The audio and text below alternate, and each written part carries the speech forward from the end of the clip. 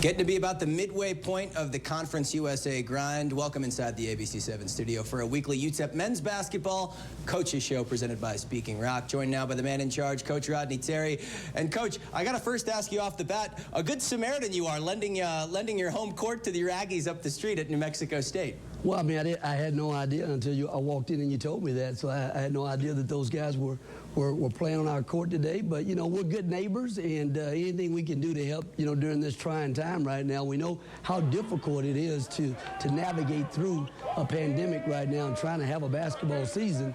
And, you know, again, you know, I think when you're able to come together and do that, I think that's always a great thing when you're able to help your neighbor out. Sense of normalcy here. You get Thursday and Saturday against UTSA, but at different venues. Looking ahead to this weekend, probably anxious, looking forward to that Friday off?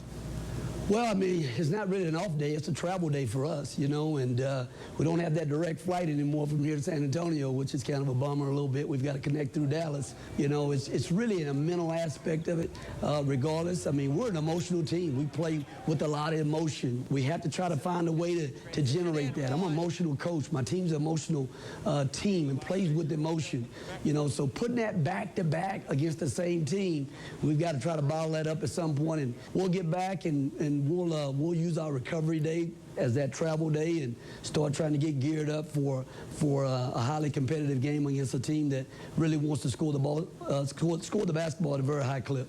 Yeah, the scout on the Roadrunners. I'm just the media guy, but I was probably expecting UTSA to be a little bit further along in their season now that we are at this point. Keaton Wallace, Javon Jackson, but the record hasn't necessarily been there. But still, UTSA is a team that is a lot better than their record indicates. Oh, absolutely. I mean, they're a dangerous team. I mean, they're a team that, you know, you got, sometimes you'll be lucky to have one 2,000-point scorer in your program over the course of a certain period of time. They've got two on one team. And literally, when they get across half court, they're ready to shoot the basketball. You know, but I think, again, you know, we got to do a great job of containing those guys. You're not going to shut those guys down. You can't just let those guys look up and one's got 30, one's got 25, and then you got about 2 or 3 or 4 the supporting cast with double figures. Now you got your hands full completely. With a team that plays such a different playing style. You've been running with the same 5 for the past couple of weeks now.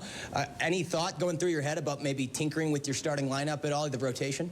No, I like our rotation, and again, our teams played well at times this year, you know, both offensively and defensively. I mean, this group's formed a really good chemistry, you know, and there's no need to shake up a lineup or this or that. My guys, when we've shown we can share the basketball, play at a great pace, play with a high level of intensity defensively, there's not anybody in our league that we can't beat on any given night. Now, if we come in and we don't play with great pace, we don't move the basketball, and we don't defend like we're capable of doing, then we'll struggle, you know, and things of that nature there. But this group's developed good chemistry, and I like, you know, what we have going already in terms of, you know, our substitution pattern and the way we're playing the guys right now.